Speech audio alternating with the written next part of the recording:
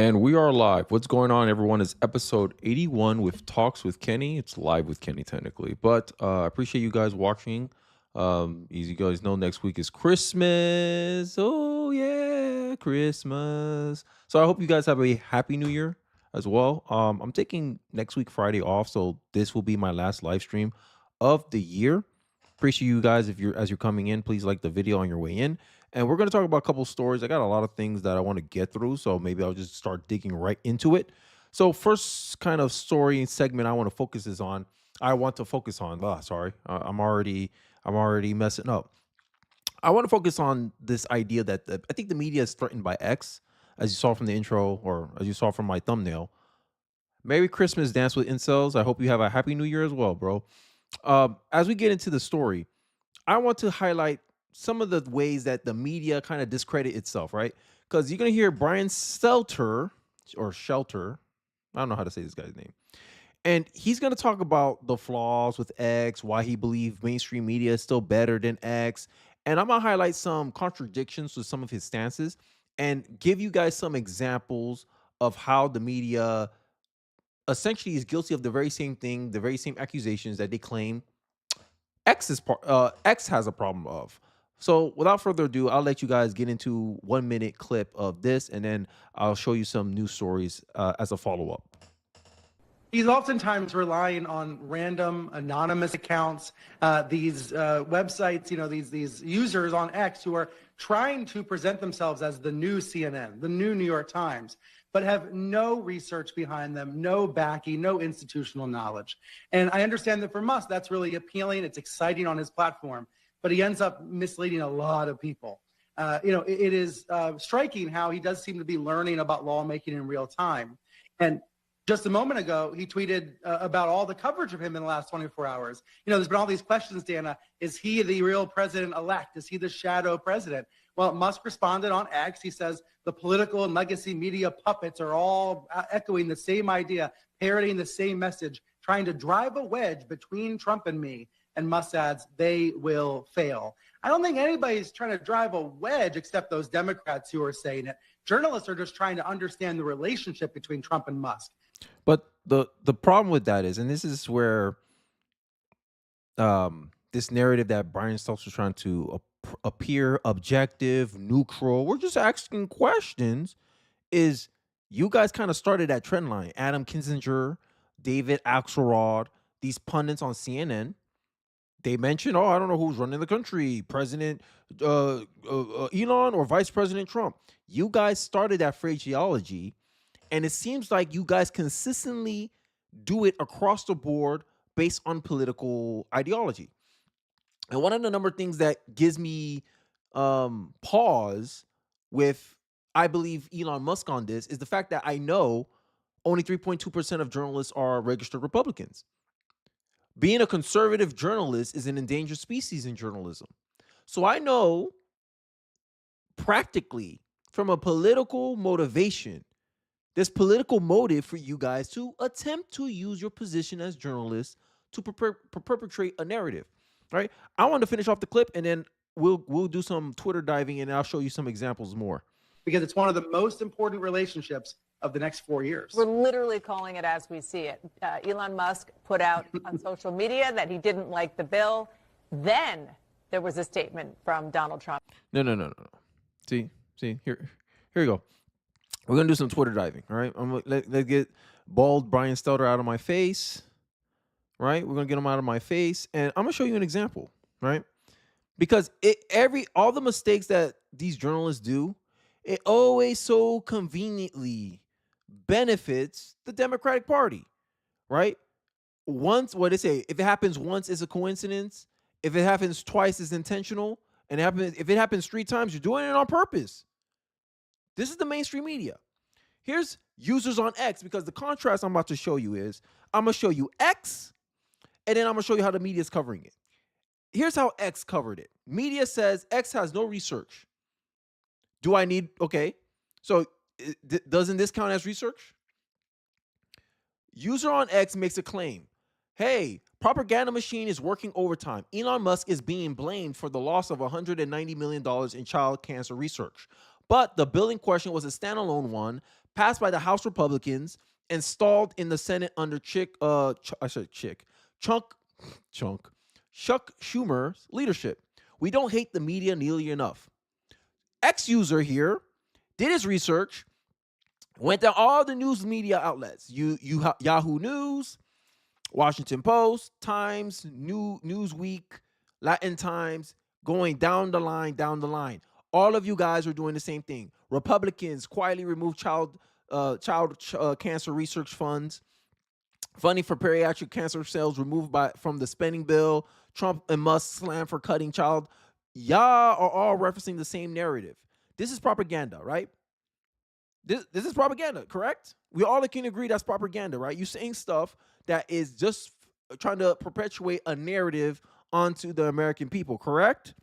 Calling Elon Musk the president on your platform, aren't you pushing a conspiracy theory there, right? If Republicans had said something like that, they would have labeled us a conspiracy theory. Oh, George Soros is controlling the Democratic Party like puppets. Y'all would have said that was conspiracy theory because it's in the dark. One thing I don't mind with Donald Trump and why I think many people trust Elon Musk is that Donald Trump and Elon Musk are more transparent about their relationship than George Soros and the Democrats. Right? So remember the narrative. People on X says the narrative that the cancer research funding from the Democrats are blaming Elon Musk for removing it, right? That's the narrative they perpetrated, right? They say, oh, you people on X don't do any research, says Brian Slether, right? This is the claim of Brian Stelter. That's his name. Sorry, I keep forgetting his name. So I'm hurting your eyes doing this. Here's Live on TikTok, another X user, debunking a narrative that I just finished highlighting that the media is perpetrating. Turns out the cancer research funding that Democrats are blaming on Elon Musk was a standalone bill that passed in the Republican-controlled House, but is held up in the Democratic-controlled Senate. So why is a bunch of people believing that Elon Musk is responsible for removing $190 million of cancer funding research? Democrats are making that accusations about Republicans, and every journalist, sorry, not every journalist, 97% of journalists are regurgitating the angle that the Democrats are taking on the issue instead of reporting it accurately and neutrally. Does that make sense to you? Then you get left-wing pundits like this guy named Kyle Kalinske, Secular Talk. The deal Elon killed had a $190 million funding for child research center, cancer research. Now it's out. X added context because unlike the mainstream media, who only have maybe 3 people fact-checking their work, on X, the entire user base can fact-check your work. Brian Stelter. People on X have no institutional knowledge. If I'm missing institutional knowledge, someone's going to give me context for institutional knowledge. This is why I believe CNN, all these people are threatened by X, because X has literally, like, ever since I created my X account, I didn't know how to use X. I was like, what is this thing? How do I use this thing? Now, it's my go-to place for news. It's my go-to place to source content so I can talk about stuff with you guys, because it gives me a sense of what people want to know about, what people want to talk about. And it's baffling to me that you get people on the left. They love to make these stances, and it reminds me of the standalone video I did of Tim Pool going off on a smug leftist. Isn't this smug? You make a claim. Then you get context. Hey, that was introduced as a standalone bill and it's already passed and it's currently waiting on the Senate. Who's in charge of the Senate? Democrats. But Democrats don't want you to recognize that, though. My biggest problem with Democrats is they always want all the credit when things go well, but they don't want none of the responsibilities when things go wrong. The media was making claims that Biden is mentally fit for president. Right? Because remember, this is Brian Stelter. This is my problem. Every accusation is a confession. This is my new tagline for the channel. Maybe going into the new year, that's going to be my slogan. Shout out people on YouTube. Shout out to people on X for that slogan. Every accusation from the Democrats is a confession. The Republican Party is run by billionaires. Y'all see me. Y'all got a sneak peek of what I'm going to show you guys. The Republican Party is run by billionaires. Billionaires. Billionaires. Who's that? Who's that guy? Who's this nerdy looking kid? Pale, short. Who's this guy? You do your research. Oh, he's Alex Soros. Who is Alex Soros? Do your research. Son of George Soros. Who is George Soros? A billionaire. Every accusation is a confession. Dance with Incel says, damn, I used to be a super fan of secular talks. I'm pretty sure, like, growing up when I was still a centrist in 2016, I didn't vote 2016, by the way. I didn't vote for Trump. But I remember when I was a centrist, I used to watch Young Turks a lot. When Dave Rubens was part of Young Turks, I used to watch Young Turks a lot. I used to be like, oh, okay, they have a point. They have a point. I used to think like that. And then as I, did more research on my own, as I read more like books, Thomas Sowell, literally, I think Thomas Sowell made me a conservative. I think I spoke about this on my channel, my trailer video for my channel of how I became a conservative.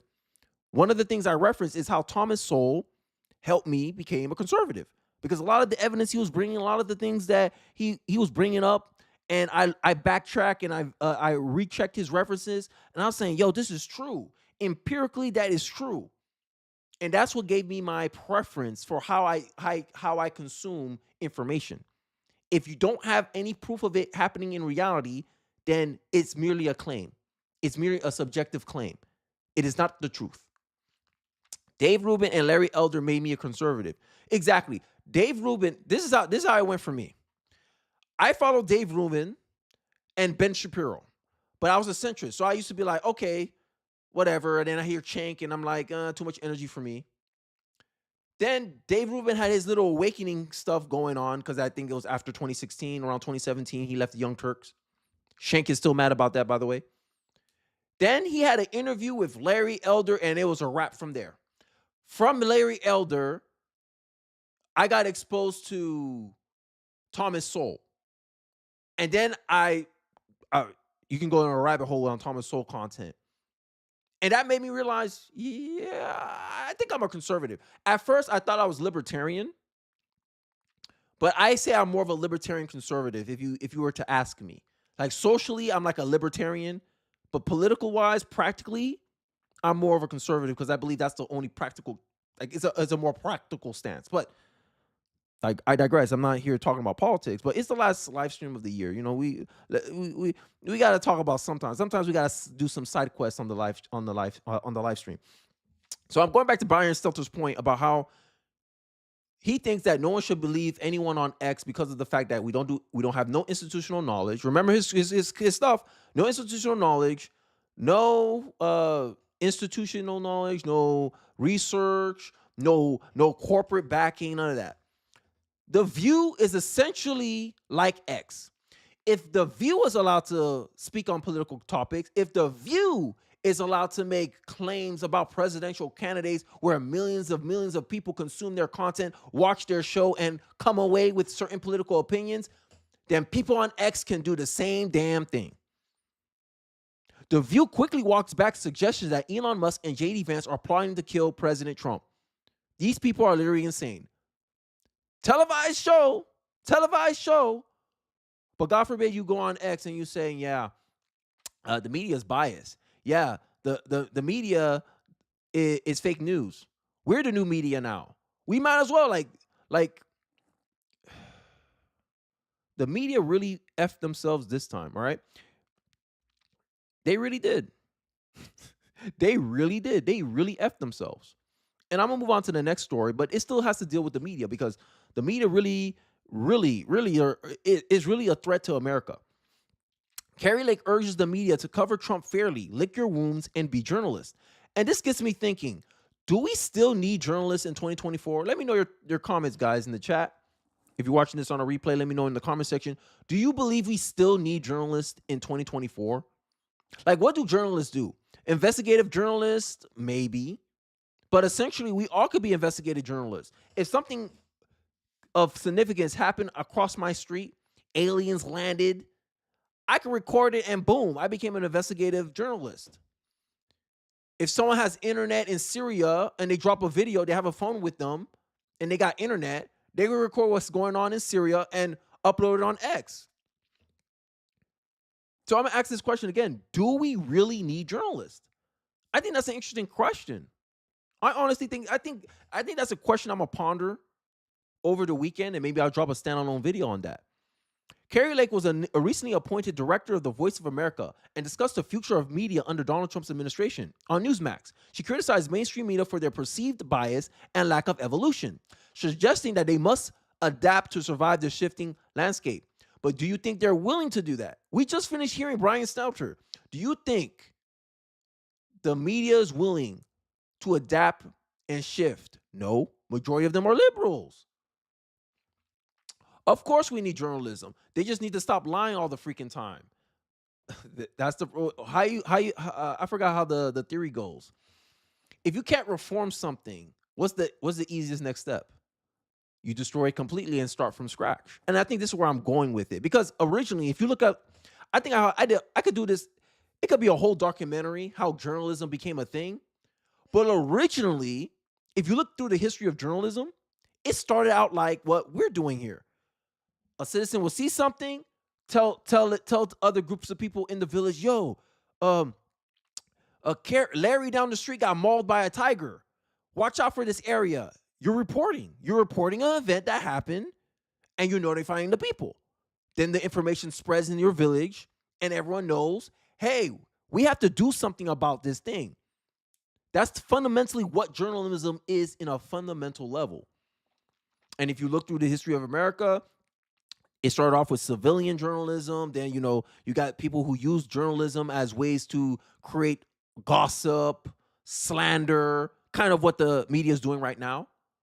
So then you became journalists, official, by putting standards. Hey, journalists must abide by these kind of rules. And in my view, it seems like journalism has devolved a little bit into civilian journalism. It's the same thing that happened to the science. Journalism has become politicized. That's the reality. And people in these positions have abused their power. And it's hurting their credibility, especially with trust in the media so low that it's at the same level as trust in lawyers. Trust in car salesmen.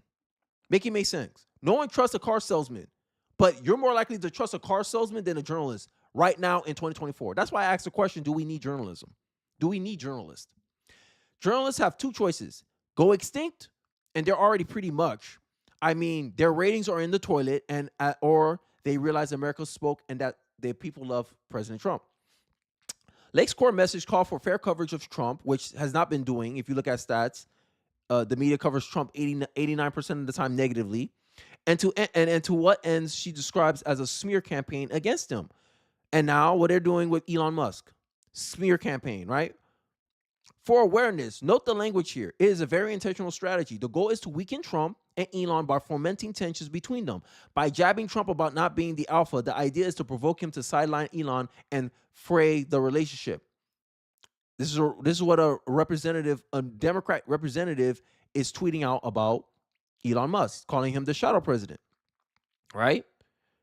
And then they make this correlation causation point, and then the media reports on it. Oh, we're just asking questions. Is the relationship true? Is the relationship true? New York Times is pure propaganda. Never forget that they tried to gaslight you into believing that this wasn't happening.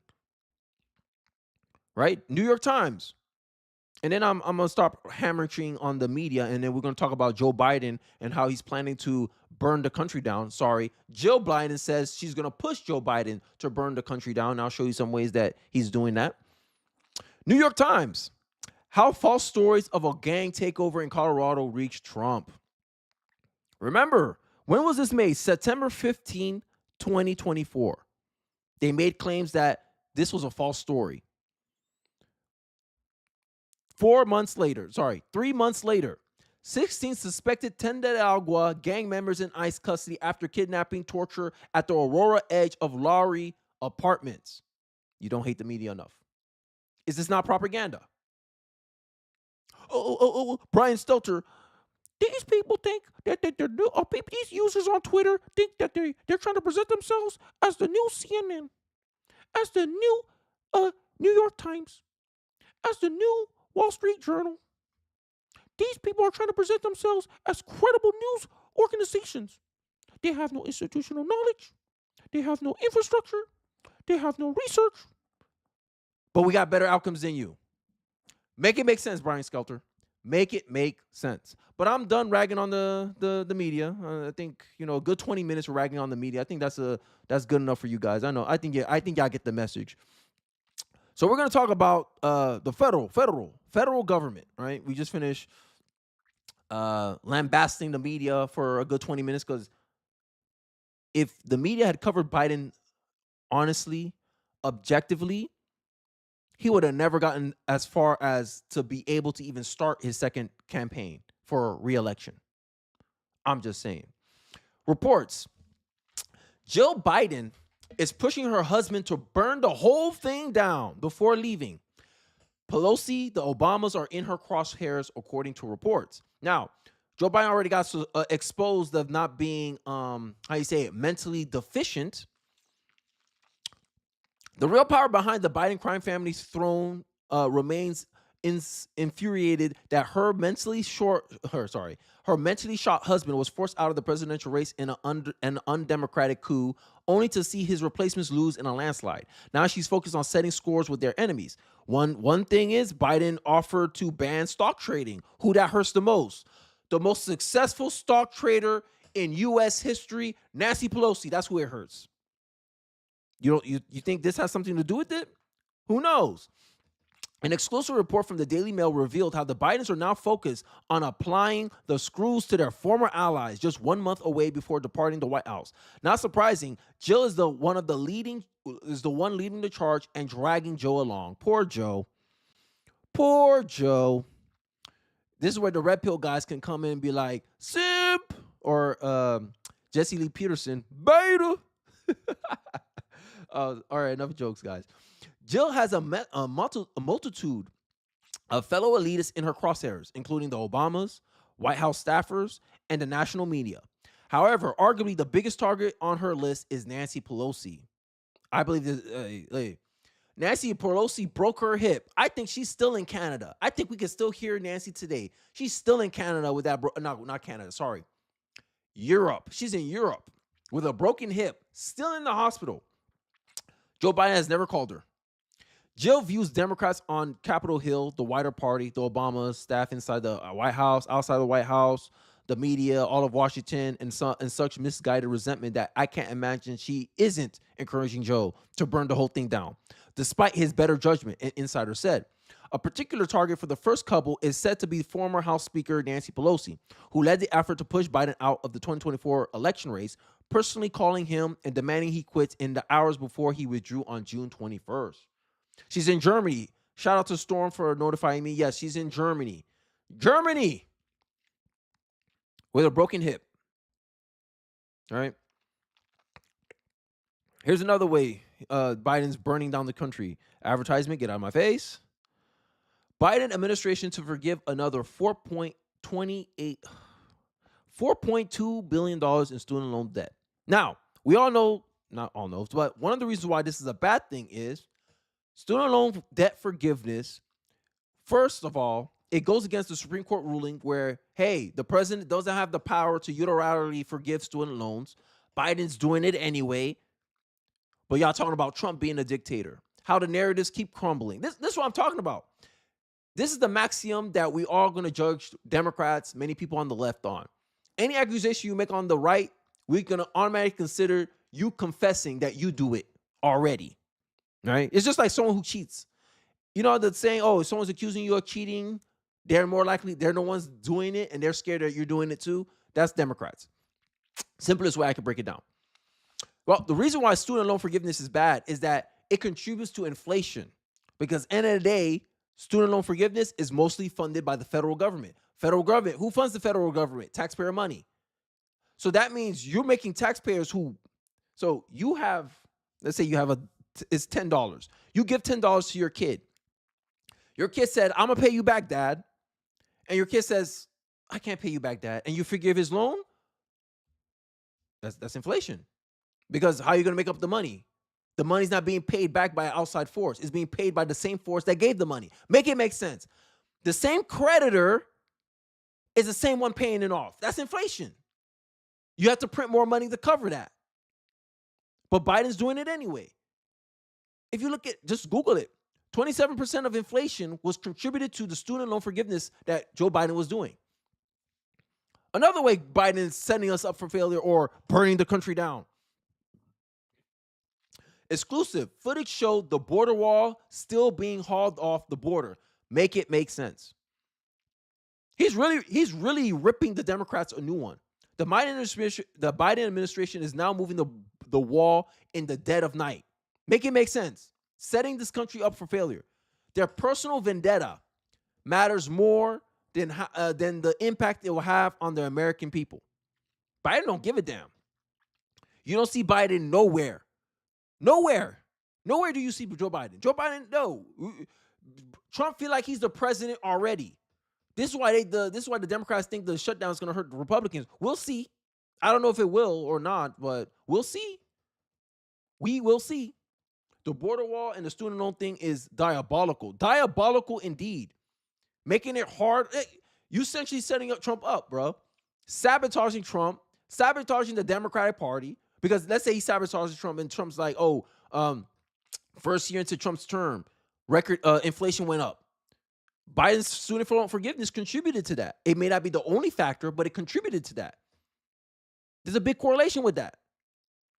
Because Thomas Sowell, every government overspending causes inflation. Inflation is an invisible tax on the American people. It's easier to increase inflation on you than to ask you to pay tax, than to increase your taxes. I'm going to repeat that again. For the government, it's better for it's better for inflation to increase than to tax you more, because they tax you more it's very direct. It's very immediate. But with inflation, it's easy to blame something else. Oh, food prices. Oh, corporations, corporate greed. It's easy to pass blame around. But when you raise taxes, you can't blame no one else but the government. So this is why Democrats just love just to print money, spend more money. This is why you got 34 Republicans that voted against the bill, because they say, hey, it's going to add $5 trillion to the deficit, and we don't want it. People like me who don't go to college are paying for these crybaby losers. Exactly. Majority of the taxpayer base doesn't have a college degree. That means student loan forgiveness only benefits a minority of Americans, about 40% of Americans. Then if you look at college-educated vote, the college-educated vote overwhelmingly goes towards the Democratic Party. That means, as a partisan, if I was being partisan, I could see student loan forgiveness as a bribe to the political constituents. And this is why you see on the Hill these stupid opinion pieces saying that Biden's presidency was one of the greatest in modern history. Make that make sense. But only a college-educated journalist from Yale can write an opinion piece like that about Joe Biden. But when you ask all of Americans, if you look at polls showing Biden's favorability, it's in the dumps. Biden's favorability is in the dumps compared to Donald Trump. Yet, The Hill, an opinion writer for The Hill, will try to make the argument that Biden's was the best in modern history. The best president in modern history. Probably because he got his loans forgiven. Journalist for you. It's a biased take. But the media has a goal to lecture us. Right? So let's get to the government shutdown. I'm passing on. Well, enough about Biden. All right, but this kind of has to do with Biden, right? Right? It has to do with Biden. We will not have a government shutdown. Mike Johnson says Republicans are united on the spending bill. Congress is hashing out the details of a Plan C to avoid the government shutdown. Before we go into that, I want to give my voice a little break because I've been cooking today. Not like Tim Pool though. Tim Pool was really cooking. All right, enough bragging about me. So here's Hakeem Jeffries, and Chuck Schumer attempting to try to go back to Plan A, which was to pass that 1,500-page that book of a bill that no one can read in 2 hours. And let's hear what they have to say as they try to play. They still trying to play this blame game, because about 4 hours, if they can't get this stuff passed, not 4 hours, if they don't get this stuff passed by 11:59 p.m. today, the government will be officially shut down tomorrow. So let's take a quick look at this clip. It's time to go back to the original agreement we had just a few days ago. It's time the House votes on our bipartisan CR. It's the quickest, simplest, and easiest way we can make sure the government stays open while delivering critical emergency aid to the American people. And that's the other reminder here, Anna. Democrats still control the Senate for the next couple of weeks. There are about 13 hours to go before the government. So you hear that. So Democrats control the Senate. Chuck Schumer is talking about it'll be easy. How is it easy to pass a 15? Look how many pages. 1,547, 1,547 pages. That's easy? Easy for you because it got that pay raise you want, huh? Schumer want that pay raise, huh? Dance with Incel says, I'm at the point that no one should be paying taxes of any kind anymore. Hey, I have an interesting, maybe someone can correct me in the comment section or in the chat, but if the government shut down, and let's say the government shutdown lasted an entire year, do we technically don't have to pay taxes for that entire year the government was shut down? Interesting thought. It's just a thought experiment I'm thinking about. Storm says, I would have voted against the bill the House just passed. Yeah, maybe. I didn't know the bill. They passed the bill already. Probably. I think you're talking about the 115-page one, the one that Chip Roy nuked out of existence, the one that Thomas Massie nuked out of existence. I'm assuming that's the one you mean, Storm. But that's a little context. So they're still doing the little blame game. I want to show you guys one more clip from my guy Shermichael. You guys heard him, love him. I love him on this channel. Him and Scott Jennings are the only reason why I watch CNN, to be honest with you. So I'm going to let Shermichael talk some more, and then we'll get back into Mike Johnson's plan not to let the government shutdown happen tonight. I mean, I could see that argument, but my biggest concern here, Jake, is it's our pattern of fiscal irresponsibility that's driven, quite frankly, the worst inflation in 50 years.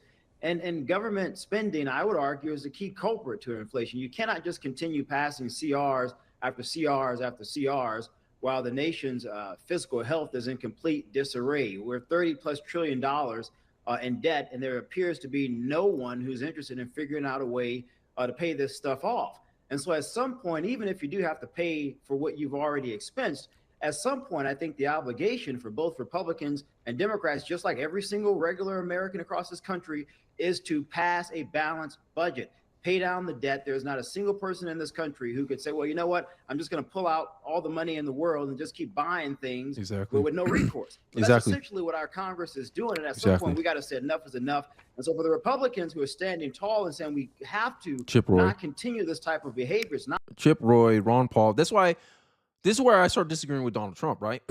Because I unlike Donald Trump, I have a kind of a ideological preference, right? I have a preference for how I think things should go.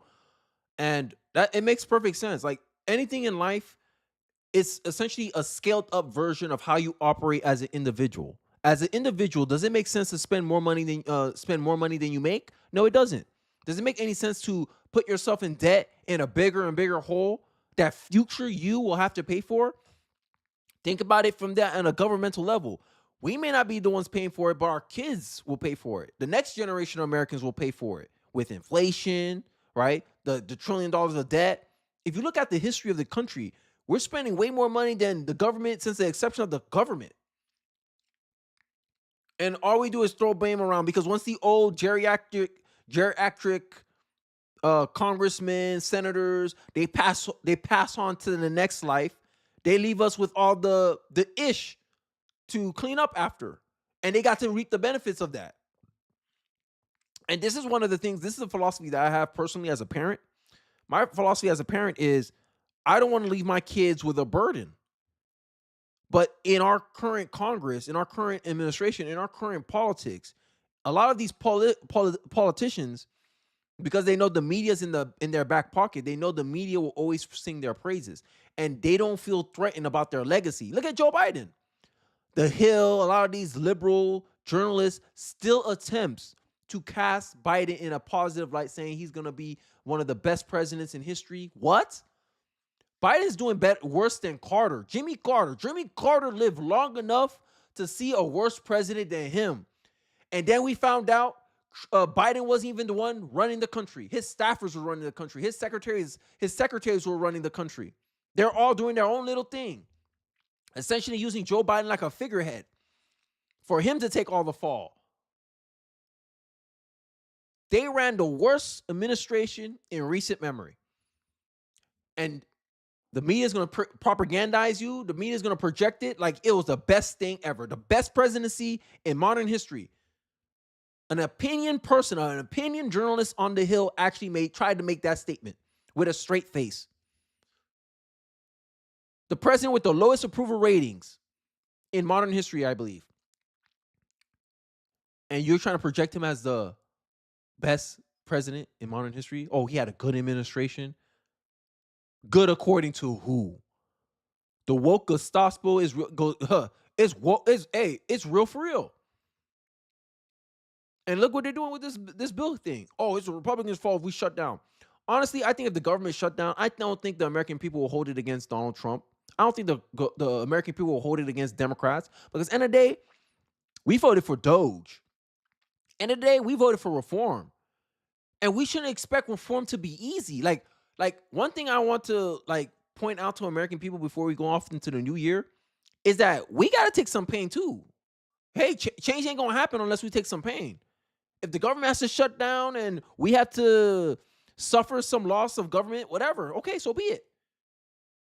And when the Democrats see that we still with the Republicans and we're looking at them like, what y'all doing? We voted them in power for a reason. Y'all in the way. They're going to fold. It's because Democrats think that this is going to be we're going to hold Republicans at fault for this. This is why they're taking the positions that they're taking. The reason why Chuck Schumer has the goal to say, nah, let's go back to the original bill, the 15,000 page bill, the one that's going to give us a raise. Let's go back to that. It's simpler. It's easier. We all already agreed on that one. Let's just pass that one. No. Give us the 100-page one with some refractory. That's what we want. We want that bill because we ain't trying to add onto the problem. It's because these old people know they're not going to deal with the consequences of all their bad decision making. I know that's one of the reasons why they feel so comfortable spending trillions of dollars like it's water, like it's nothing. I just think on a press conference, Korean Jean-Pierre just announced that they're going to send $1 billion to Ecuador, if I remember correctly. I'm telling you, Biden, Democrats, bro. A part of me thinks like one day, America, let's just vote out all the Democrats and just be one party. Let's just be a one-party country just for 2 years. Just give me 2 years of one-party rule with the Republicans, because it seems like the Democrats will do everything in their power just to get in the way. At least with Republicans, the Republicans that disagree, they disagree for a reason. The Democrats is just purely political. But what I expect from the Democrats, they put themselves first and the country last. But I digress. Let's finish off this clip, and then we'll go into the story about Plan C and how Mike Johnson plans to avoid government shutdown. Not beneficial for generations to come. I salute them for doing so. No one benefits when the country is continuously in debt. It is a risk and threat to our national security interests. Couldn't be said better myself. Right? Couldn't it be said better myself, right? Let's go back to how Brandon Johnson plans to avoid the government shutdowns.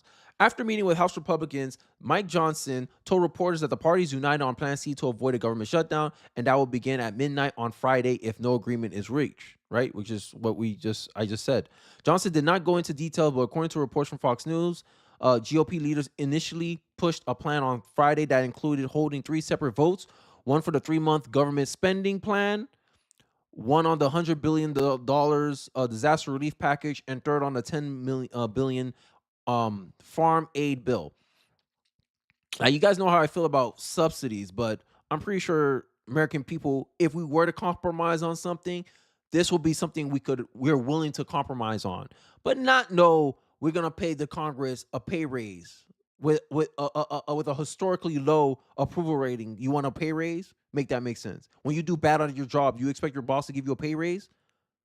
This is how you know a lot of these people who've been like career politicians, they don't know how it is in the real world, in the private sector. They don't know how to work an actual job. A part of me is starting to think, man, maybe on top of term limits, there needs to be a prerequisite before you run for public office that you had to have worked at least a certain amount of years at a private sector job, right? That's just a thought I'm having in my head, right? Not AOC who was just a bartender. I mean, bartenders are fine, but I just think, maybe you just need to understand how the average American live day to day before you become a civil servant, right? CNN later reported that the House Republicans want to hold one vote on the spending package, disaster aid, and an extension on the farm bill.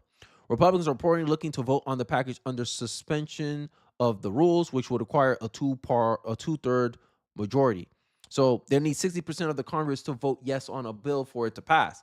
And I like how they break it up, so that way the proper blame can go to whoever party's actually getting in the way. The new plan reporting does not include a vote on the debt limit. Instead, lawmakers would agree to act on the debt limit next year, which I think Trump did not want. But practically speaking, I think it's better to have this fight with maybe a two-seat majority. We have a unified Republican conference. There's a unanimous agreement in the room that we need to move forward. Johnson said, I will not telegraph to you the specific details of it yet because I have got a couple of things I got to wrap up in the few moments upstairs, but I expect that we'll be proceeding forward shortly. We will not have a government shutdown, he added, and we'll meet our obligations for our farmers who needed aid, for disaster victims all over the country, and making sure that the military, essential services, and everyone who relies upon the government for a paycheck gets paid over the holidays. All right, so here's his speaking. I can't give you the update yet. I got one more detail. We have a unified Republican conference. There is a unanimous agreement in the room that we need to move forward. I will not telegraph to you the specific details of that yet because I've got a couple of things I got to wrap up in a few moments upstairs, but I expect that we will be proceeding forward. We will not have a government shutdown, and we will. So we'll see. We'll see if we don't have a government shutdown, right? But this is how the media kind of covers it, right? So here, Doge asked the question: Do you think a shutdown is better than more government waste, fraud, and abuse? This is a question that I want to ask here as well. If you're watching this on a replay, leave it in the comment section. Which do you think is better, government shutdown or more waste, fraud, and abuse from the government? Normally, I'll say yes, but my heart breaks for those who still suffer from Hurricane Helene and East Palestine, Ohio, and even as far back as Flint, water issue here in Michigan. I'm so sick of all citizens being treated like disposable peons. And that's the sentiment people are feeling. That people, I honestly take it as the Democrats, they're like thugs. They're like gangsters. Like, okay, if you don't pay us our protection fee, we can't promise you your business is still gonna be up, right? And that's how they do it. So let me get this straight. Every Democrat here has been crying about how Republicans don't want to fund cancer research, knowing that the bill passed a Republican-controlled House and is being held up by the Democratic-controlled senator. How are these people not embarrassed? Because they think people are not paying attention. And this is why I say the Democrats hate transparency. Honestly, the Democrats hate transparency. Because once you get transparency in the Democrats, they can't do nothing, right? They hid the fact that Biden was essentially mentally declined since the beginning of his term. Instead of telling you that, they hid it from you, and they try to play pretend like, oh, no, nothing's happening, nothing to see here. How can anyone trust the media? How can anyone trust the Democrats? And the fact that the journalists, the journalists didn't do their jobs, right? And here. I have some time. Here's a journalist admitting that he essentially didn't do his job. As a reporter, I have a confession to make. I should have pushed harder earlier for more information about Joe Biden's mental and physical well-being and any signs of decline. So Why didn't you? That's the question I'm going to ask. Why didn't you? Does it have to do with the fact that only 3.2% of journalists are Republicans? If you were a Republican journalist, would you have operated the same way you operated at that moment? Forgot this guy's name. I don't know his name. Chris Chiliza. Come on. We all know this is the perceived bias, right? Carrie Lake already called y'all out. Y'all need to cover Trump fairly, right? Y'all cover Democrats 87% of the time positively. You still think I'm lying? Okay. Hey, we got proof. Hey, I got proof. Hey, look, I got it for days. There were many awful media takes in 2024, but Joe Scarborough saying that March of 2028 that Joe Biden 2024 was the best version of Joe he ever seen, and it was his worst take of all time. All time. What is your worst take of all time? Let me know in the comment section, guys.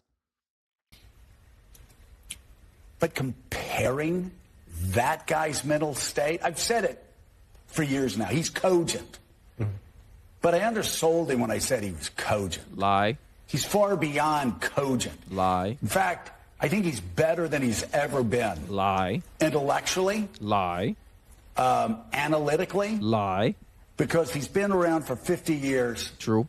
And, I don't know if people know this or not. Biden used to be a hothead. Sometimes that Irishman would get in front of the reasoning. Sometimes he would say things he didn't want to say. This is, and I don't really, I don't really care. Start your tape right now. Okay. Because I'm about to tell you the truth. Lie. And F you if you can't handle the truth. That's your fault. This version of Biden, intellectually, analytically, is the best Biden ever. Not a close second. And I've known him for years. The Brzezinskis have known him for 50 years. If it weren't the truth, I wouldn't say it. And Woo! Biggest lie. If it wasn't the truth, I wouldn't be saying. Brian Stelter, where you at? Why people shouldn't trust users on X over the media again? These people are trying to portray themselves as the new CNN, as the new New York Times, as the new Wall Street Journal. These people are trying to be the new media, but they can't because they don't have the institutional knowledge. He has institutional knowledge. Joe Scarborough used to be a former Republican. He used to serve in the Congress. Joe Scarborough, he has institutional knowledge.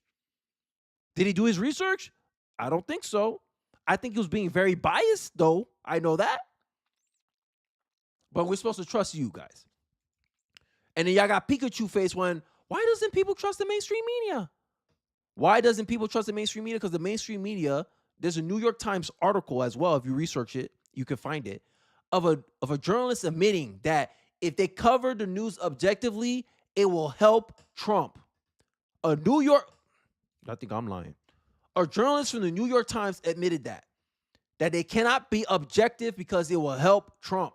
Trump can benefit from objectivity. Of course, as Cenk Uygur would say. Right?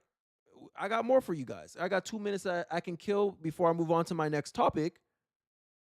Here is the two liberal hacks on CNN, always on CNN, of course, right? Because CNN is threatened by X. I'll make the argument right here and now that X is more politically balanced than CNN. If I do a roll call check of all the CNN people who work on CNN and I go, who you donated to? What's your political affiliation?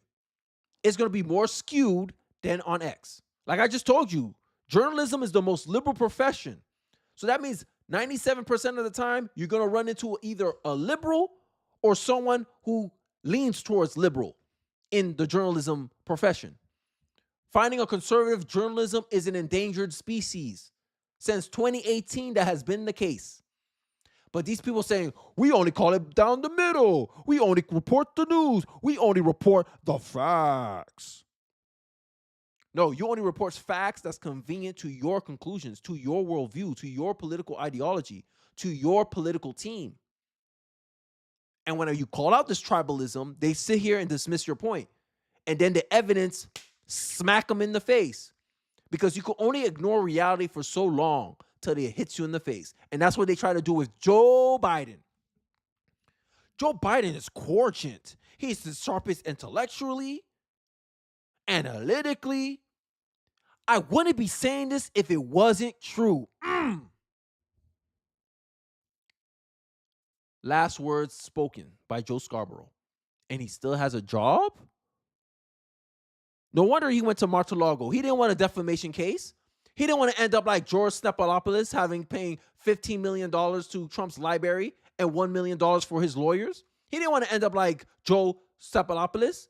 So he went to Mar-a-Lago and be like, hey, look, man, no hard feelings. You know how it is. Because he called Trump Hitler too. Joe Scarborough called Trump Hitler too. He made all kinds of accusations. He claimed that Trump wanted to, it'll be a bloodbath if he doesn't win. That's slander. But they want to make fun of people like me on the internet who's giving a different perspective. No research? I'm giving you the research. In real time, I'm showing you this is where I'm referencing my opinion on. This is where I'm referencing my beliefs on, my statements on. Here's why I have a problem with the mainstream media. They assert unproven claims as facts because someone in a position of authority is saying them. Therefore, they portray it as a fact when it, in fact, is not a fact. That's a fallacy of authority. And then these same people who works in these institutions, through their actions, demonstrate time and time and time again through their outcomes how wrong they get every single story. Make it make sense. X has one thing that the mainstream media will never have: the outcomes, the track record.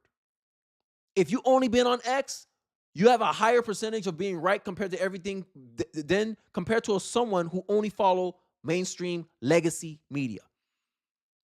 This is a science experiment we're conducting here.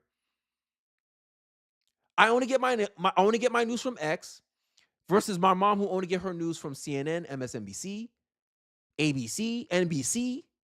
That's where they get their news from. And then when we get around the dinner table, they don't say nothing that I'm not aware of. Because they get their news from people like this. Rapist, racist, fascist, over and over and over again. And then the trials are happening at the same time. He's just had to pay, he's just $93 million poorer right now. And just hammer it in with those three things: rapist, racist, fascist. Social media is flooded with misinformation, conspiracy theories, especially X, of course.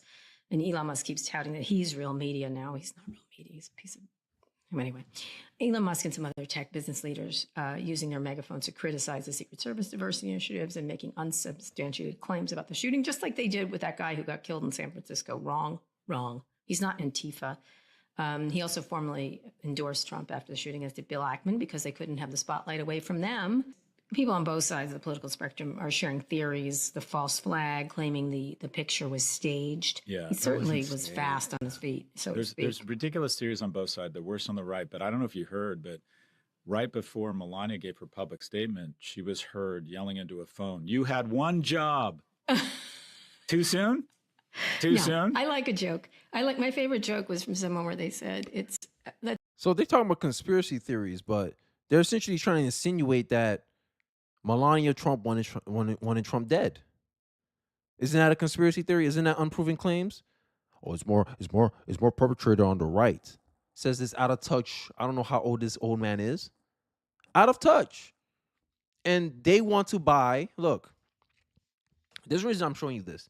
Reports journalist and Musk hater Kara Swisher is trying to round up investors to buy Washington Post from Jeff Bezos after he demanded that his company be more balanced. These people, your actions screams louder than your words. You can claim that you're objective, journalist, but when you have people of your class doing stuff like this, your action shows that you don't want to be balanced.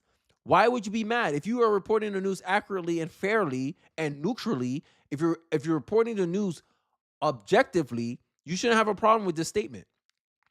Swisher appears to want the outlet to contain more far-left propaganda reporting, which is what she was doing right here.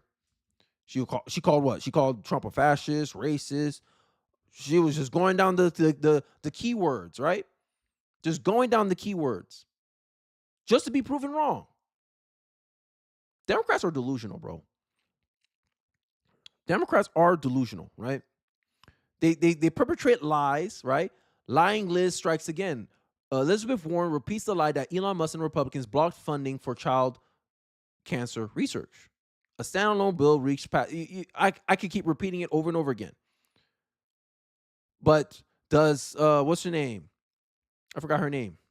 Caitlin Collins. Does she push back on Elizabeth Warren's lying? No, because it benefits her preferred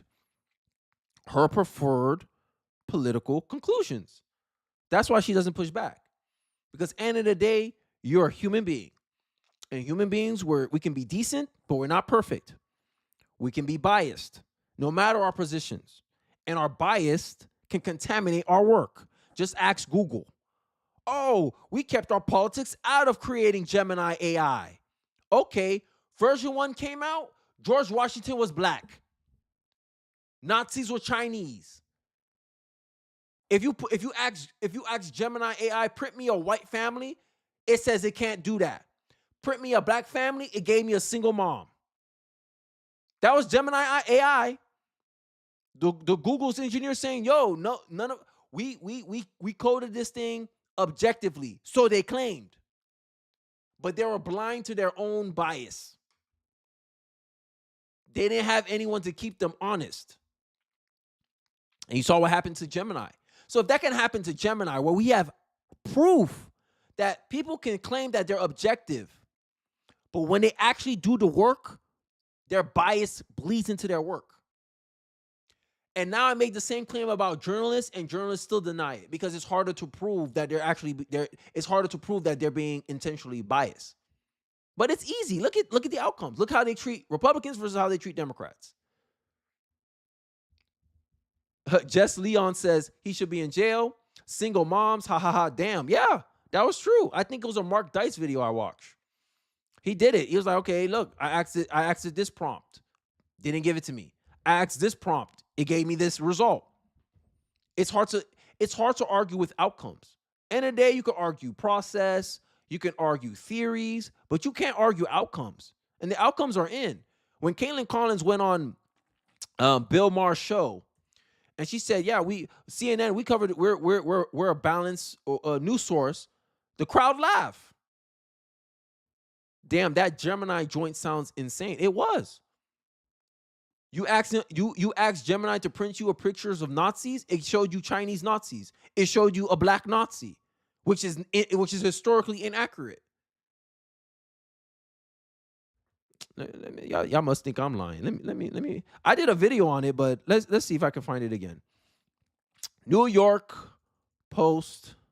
Let's find. I gotta find that. New York Post. Gemini AI. Where is it? Was it in August? No. It was in February 2024. 10 months ago.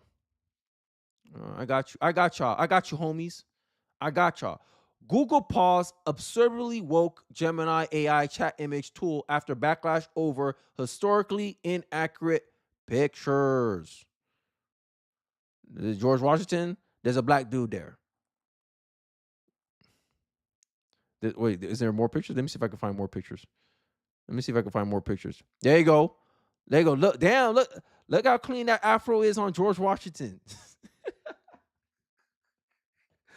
Oh my God, yo.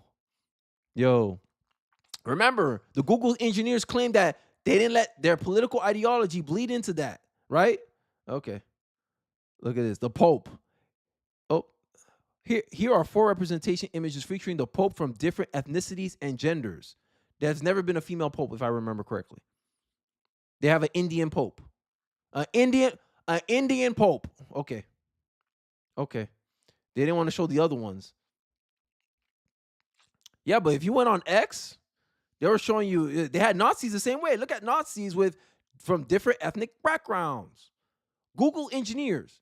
And if you look at the political affiliation of Google, I believe Google donated 99% to the Democratic Party. Google's donation to political parties.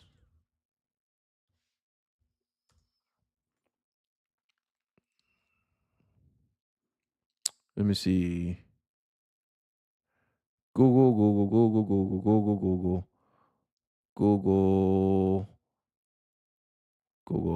I'm trying to find it. Give me a sec, guys. I'm trying to find it. Here it is. Google, this graph shows that 90% of political donations from Google workers went to the Democrats. 2018. So, that data is going to be consistent even in 2024. So 90% of Google engineers donated to the Democratic Party. It's a high probability they voted for Democrats, right? In 2020, correct? Then they make the Gemini AI. So a workforce that created a technology where 90% of their workers are Democratic voters, Democratic donors, you get woke AI. And they still lost big time. Exactly. Because they realized all the money went into the wrong place. Now, you got Tim Pool, you got all these other media companies bracing for the response from the Democrats because they know a lot of money is going to start flooding into the independent media space. Don't be surprised when you see more Luke Beasleys. How you guys like my Luke Beasley video? I liked it. It was a funny video. I laughed a lot. I enjoyed that video a lot. But just fair warning, Luke Beasley might get a big podcast, right? A big cable show might buy him, might partner with him. Don't be surprised when MSNBC, to save their ratings, they go get them a Luke Beasley. I don't know about Hassan Piker. I think he's too controversial for corporate media. But don't be surprised when Luke Beasley ends up on CNN or something as as their podcaster talent. Don't be surprised. Don't be surprised when you see Destiny get a big media deal. Because I think the Democrats, they already kind of telegraphed this, that they want money. They're going to start flooding money into this space. So I want to show a clip of Anna Kasparian blowing up on her co-host, Cenk Uygur, for not realizing that Kamala Harris's political career is over. And anyone who is not a Democrat know this. This is how delusional the left is, right? What research do they have to support that Kamala Harris can even win an election? Dance with Incel says that Hassan literally supported 9/11. Yeah, I heard about that. Yeah, he's too controversial. They ain't gonna put no money behind him, but he still got an interview though. I think CNN still interviewed him. I think I did a video actually about that. How he's trying to talk why did the Republicans win? Because Trump is good at highlighting male insecurities. Dummy. Stupid take. He didn't learn from Obama? But he is Cenk's nephew. It makes sense, It makes sense. So I want you guys to watch this 1-minute clip, and then I got some extra time before I wrap up. I got like 9 minutes left before I have to wrap up. So maybe we'll do a reaction video to a Charlie Kirk video, because right now there's supposed to be a fest going on. That's why all your favorite political commentators are not doing content right now. Tim Pool is a speaker. I think Benny Johnson is a speaker. That's what Incel says. That's probably a boon for his resume in the woke news circles. Maybe. We'll see. Maybe MSNBC takes him. I mean, they got Al Sharpton up there, and he instigated race riots. So, I mean, if they can hire Al Sharpton, maybe it's not too far out there that Hassan is going to get picked up by MSNBC. So, who knows? But they'll have to survive this first, because they just paid Rachel Maddow $25 million, and her ratings are in the dumps, right? What's his name? George Stephanopoulos. He renewed his deal with ABC, even though he got them to pay $15 million to Trump, and he's mad about it, even though he was warned 10 times not to say that Trump was a rapist, and he still did it. But I'm supposed to trust the media, according to Brian Slether. I'm supposed to take CNN seriously. This is why X is a threat to the mainstream media, bro. Like, they can't compete. When you have an even playing field, when the rules are not swedged in their favor, they can't win. They can't win on fair grounds, on the fair points. They get mollywopped like that leftist got mollywopped by Tim earlier. God, I got to watch that video again. I watch my own video sometimes, seeing it, because that was an amazing video. Wow. Man had nothing. But hey, enough about us reminiscing about the beautiful clip that was Tim going off on a smug leftist. Let's hear Shank get absolutely destroyed by Anna about Kamala Harris' political future, political chances, because she has no political future. You don't lose $1.4 billion in 3 months and think you got a political future. That's what a smart person would think. This is what a person with common sense, this is what a critical thinker would think. But the Democratic Party, you're kind of not known for that. Their brand is not kind of known for critical thinkers. But this is my argument. I always said that Democratic voters, if I had to do a odds of probability, which share of the political party has the most percentage of low information voters, I'll say Democrats hands down every single time, bar none. Because you have to be a low information voter to have a group of people vote 90% plus for your party. Sorry, black people. But let's get into the clip. I think Kamala Harris will probably win in a cakewalk for governor. No! Okay. No! What are you doing? What are you doing? No, I'm telling you the reality, whether you like it. Damn, I'm 10 seconds in. I didn't expect Anna to already start snapping. This might be another tip fit. This might be another tip clip, guys. Let's even Chen got caught off on guard. He's like, what? I gotta watch this again. Sorry, guys. Replay. I think Kamala Harris will probably win in a cakewalk for governor. No! Okay. No! What are you doing? What are you doing? No, I'm telling you the reality, whether you like it or not. What are you doing? Democratic voters in California God. love to obey. And so, Oh my God. I'm gonna move, Jank. I'm gonna quit my job. Damn, she's gonna quit. Hey, I ain't gonna lie. If Anna quits, it's over for TYT. TYT is just gonna be a progressive echo chamber. Because the only reason I started watching TYT is because I see like Anna almost like a bridge to like a common understanding of where we're both coming from. Right? She's willing to have people on the right. Like she had a big black conservative channel. That didn't sound right when I said it like that. She had a conservative channel, a conservative YouTuber on an interview, and I'm gonna quit. I need that as a ringtone. I do. What are you doing? I'm gonna quit. Imagine that. If she's governor, I'm quitting my job and I'm moving. Damn. That's an indictment on her, bro. But if you were to ask me, Kamala Harris' best chance at a political future, if she still has one, is being California. Yeah, is being governor of California. Because one of the critiques on Kamala Harris was she only know how to talk to people on the left.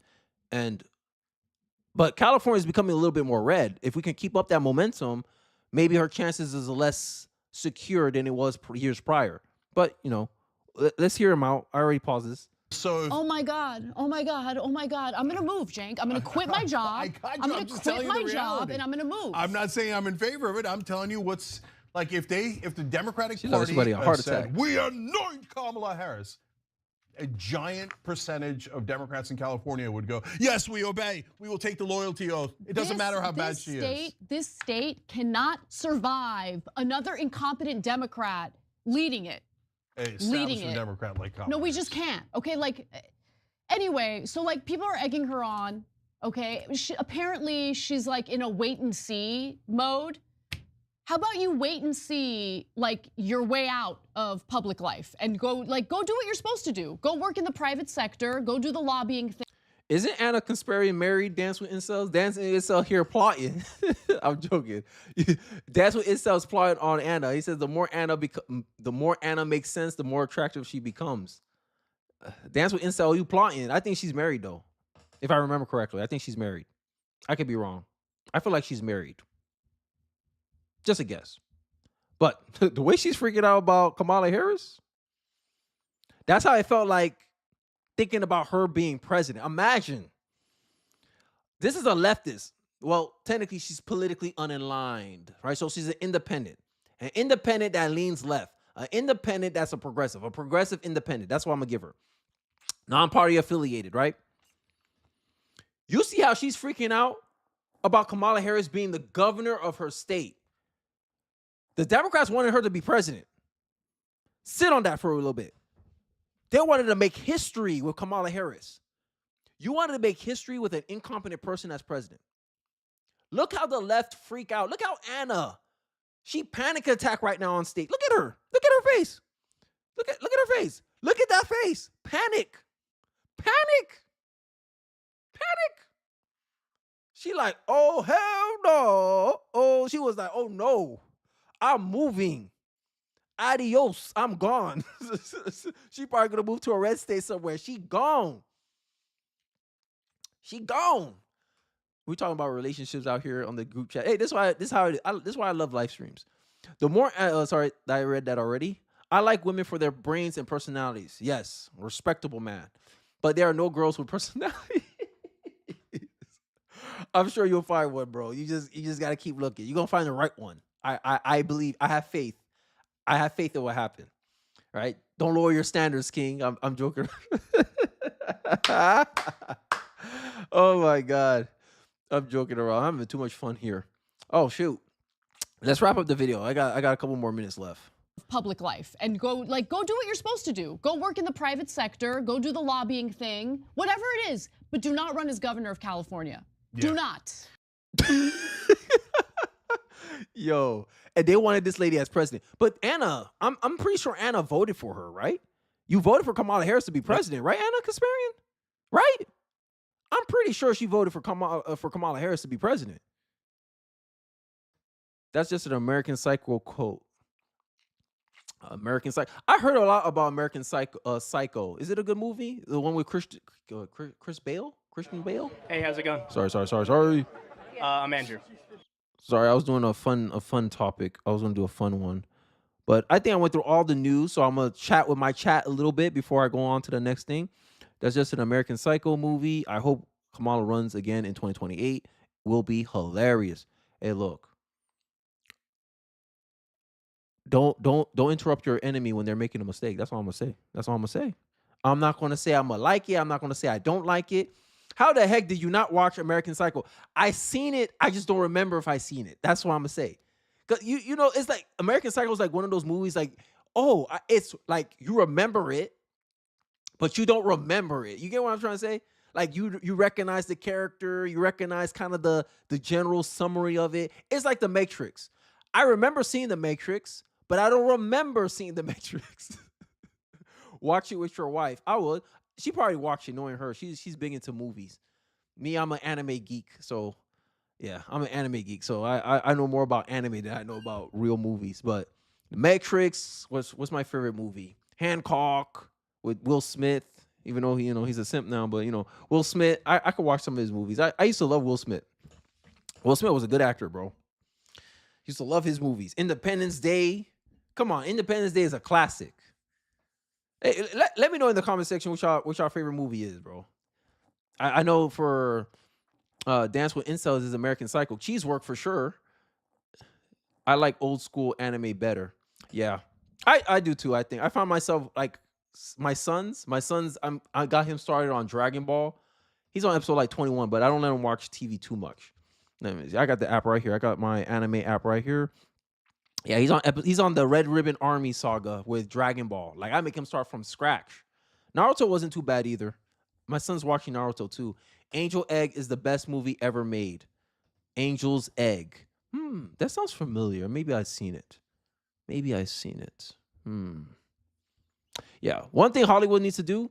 Hollywood needs to stop making these like reboots. I'm tired of these reboots. I just saw the Superman movie, and I'm getting annoyed now with all the reboots. Kenny only lets his son watch Fox News. Ha ha ha ha ha ha. No.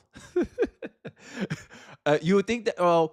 My son catches me watching political stuff, so my son knows about Trump. He said, "Daddy, why you want Trump to win?" I said, "Hey, son, this is adult stuff. Don't worry about it." That's what I tell my son.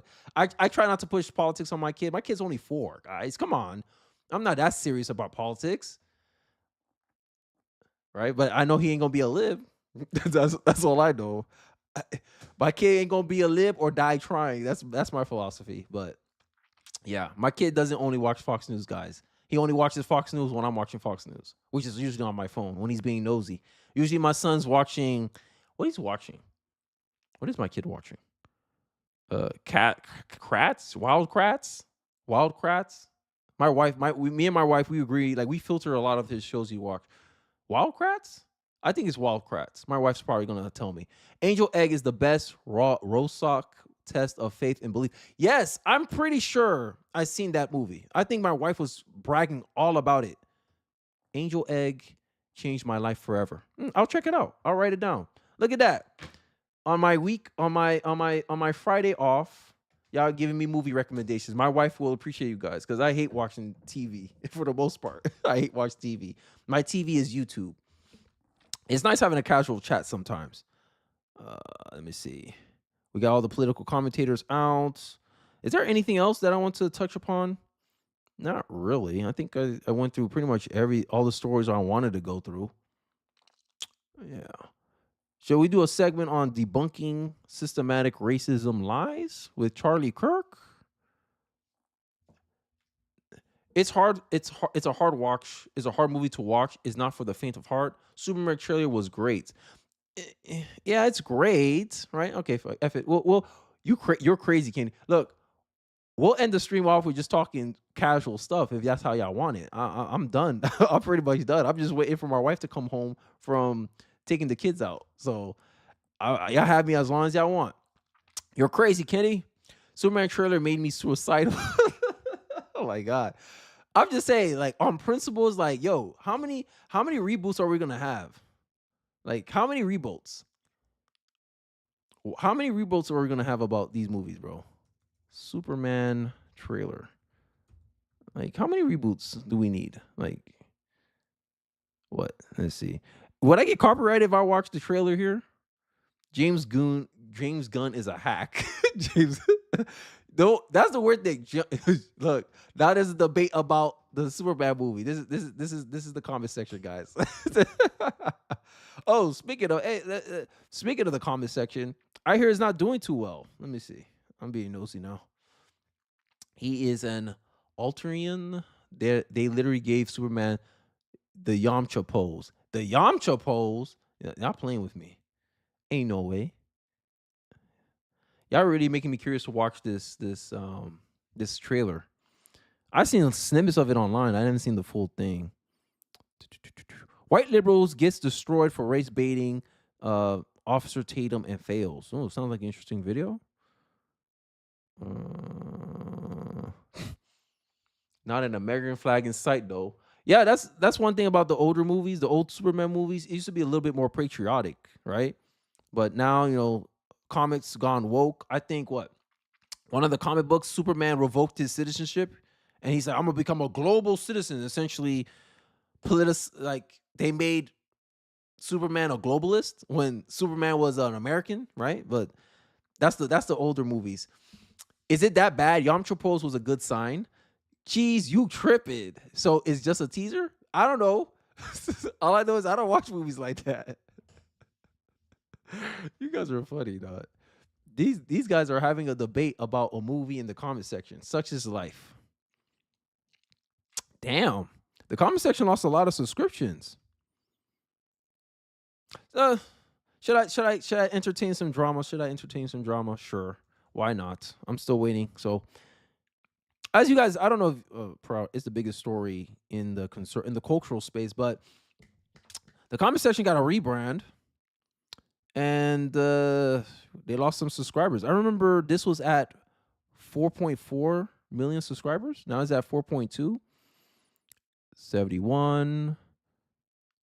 3 days, 132. That's way more than me, so I can't hate. The first video she had was 300,000. I'm being nosy, guys. Don't mind me. Y'all can debate. Well, Superman will save anyone. Who cares if you're a Mexican or an American crossing the border?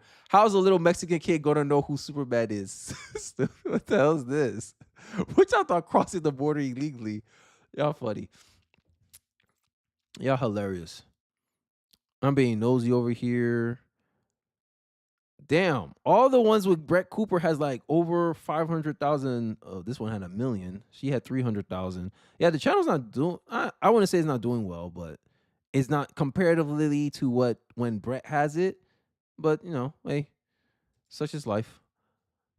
Because the big baddie is in Metropolis. Superman isn't ice. I don't know how this live stream turned into a debate about Superman. I don't understand. This is the chaos I come to enjoy when it comes to streaming, huh? Let me yeah, I think I'm gonna end the stream, guys. Superman needs to help in the deportation efforts. She has to find her own audience, Kenny. You talking about the comment section girl?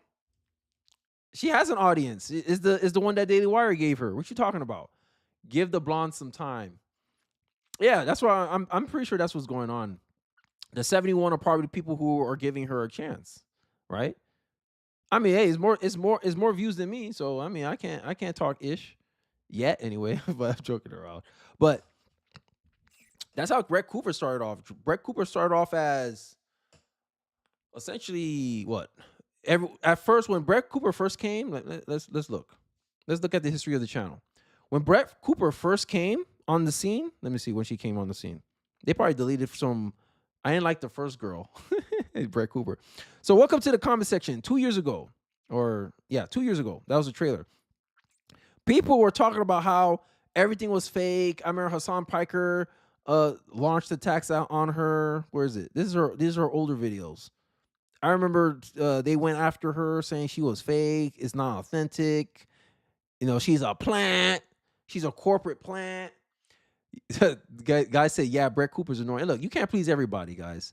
Some people don't like the way I speak. They think I speak too harshly about things, especially when it comes to systematic racism and all that other fun stuff. But yeah, I just think it's just right now everything's fresh. So all the people who are leaving for Brett, they're leaving for Brett.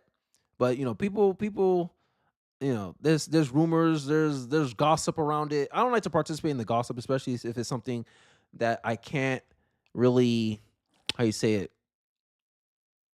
like I can't really verify anything. This is he said, she said, rumors. Comment section is the laziest ish. All it is a reaction channel. No real analysis. Kenny over comment section. Thank you, guys. I appreciate that. 4.2 million people don't agree with you, though. I'm messing around. It's fine. I appreciate that compliment, Cheeseworks. I try. I'm trying to find Brett Cooper's channel. Even what's her name? I forgot her name. How did I forget her name? Candace Owens. There you go. Candace Owens did a video. Like they're reacting to it. She was talking about the drama surrounding Brett leaving Daily Wire and all this stuff. And all I keep thinking about is, damn, I see why people want to stay independent. There's rumors that what's his name? I forgot his name. Timothy Poole might sell his operation to Daily Wire starting January 1st. So we all got something to look forward to on New Year's. So let's see if those rumors are true. Daily Wire is worth $1 billion.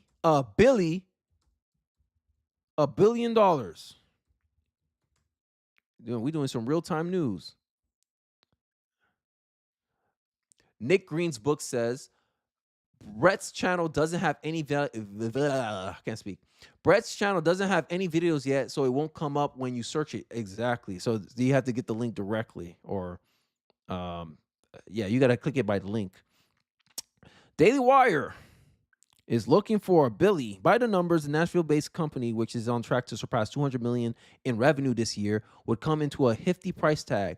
Daily Wire raised an undisclosed round of capital in 2023. I'm looking at, like, if I'm being like curious about the political media space, the fact that Daily Wire is looking for investment. This was made December 20, 2024. I think they're planning to grow heavily 2025.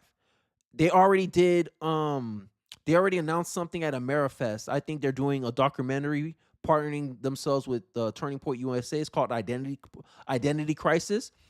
And I think they're going to go through, they're going to be really aggressive next year. I think you're going to hear a lot about Daily Wire in the news, especially in the media, because right now they're telegraphing that they're looking to grow the company some more. So I don't know if they're going to add more talent. I don't know if they're going to do more documentaries. I don't know what they're trying to do, but they're really trying to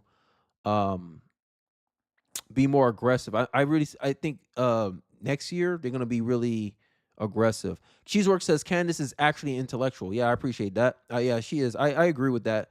Brett Cooper doesn't have any videos. I already read that. How much do you sell your channel to the Daily Wire, Kenny? No, I don't think I'm selling it.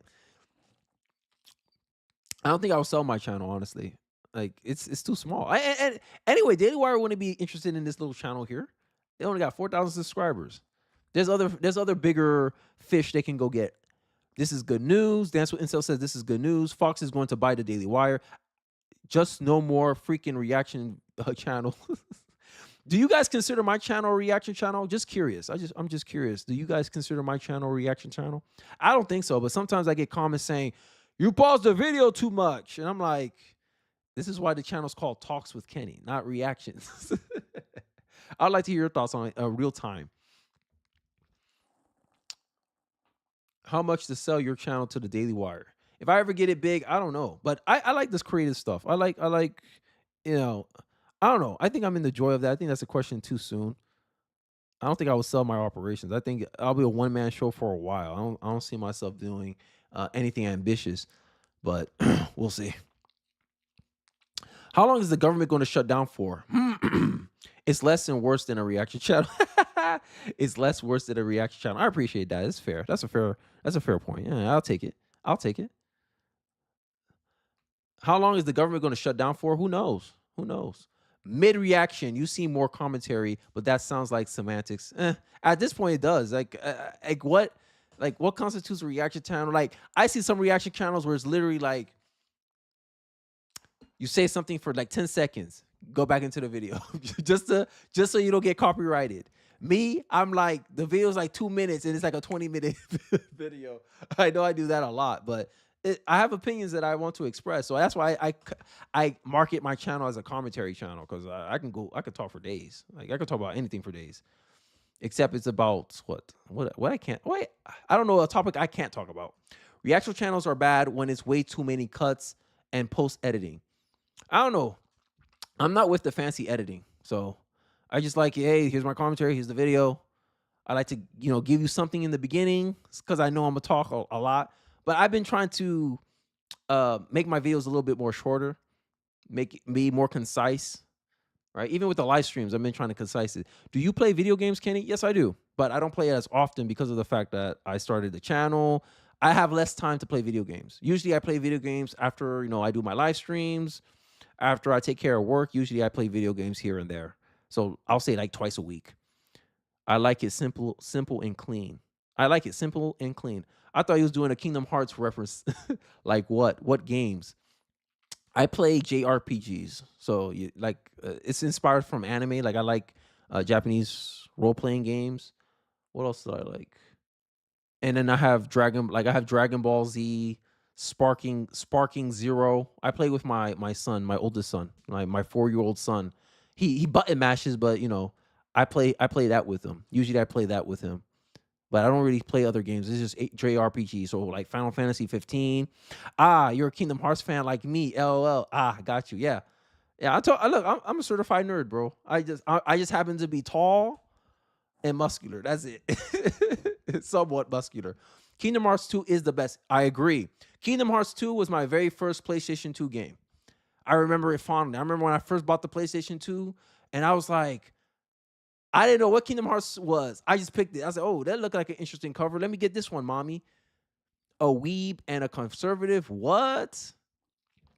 It happens, man. Kingdom Hearts 3 is the worst, though.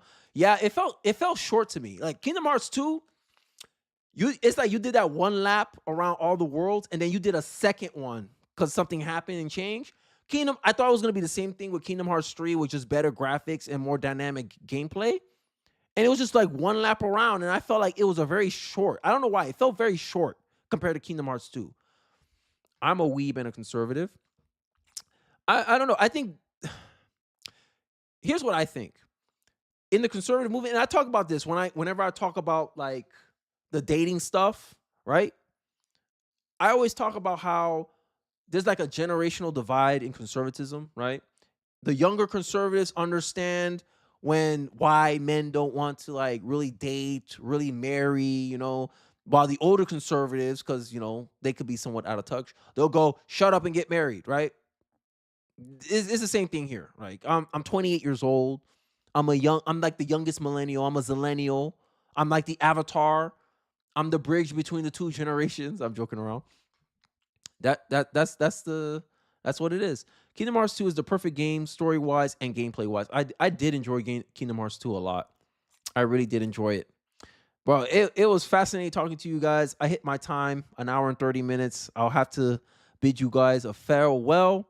I appreciate the conversation. I appreciate you guys in the chat. Shout out to Cheesework, Dance with Incels, Jesse Leon.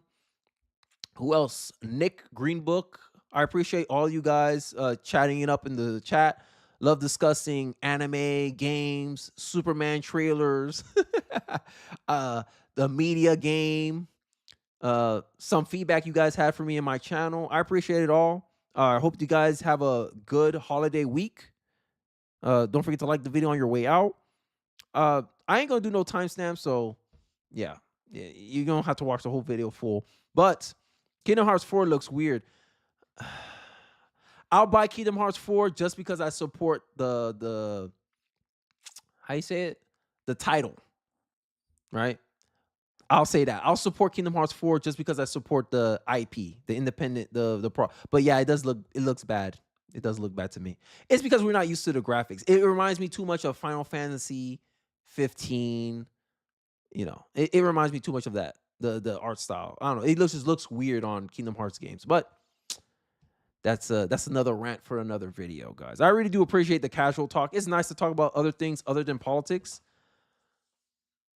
Someone says, no, don't buy it. Y'all gonna keep me here forever with these casual talks, man. But I do appreciate you guys talking. It's nice to relate other than politics. I feel like, you know, this was a more personal live stream. It's a good way to end the year off, you know. You know, we got the politics out the way. Government may or may not be shut down by the time I wake up in the morning. Who knows? I'll find out when I wake up in the morning. But I hope you guys enjoy your weekend. Merry Christmas. Happy New Year. Catch you. Remember, no show next week. So no live stream for me next week. But as always, I'll have some videos pre-recorded for you guys. And I'll see you guys on what's going to be the next. Let me give you a date so that way I can keep myself accountable on the calendar. No, shoot, I don't know where my calendar is. Well, tell me you don't use your calendar without telling me you don't use your calendar. Where's my calendar? The hell did I put my calendar? That should be the 7th, the 6th, January 6th. January 6th. I'll be back January 6th, guys, on Friday night. Enjoy the week. I appreciate you guys, and have a good one. Peace.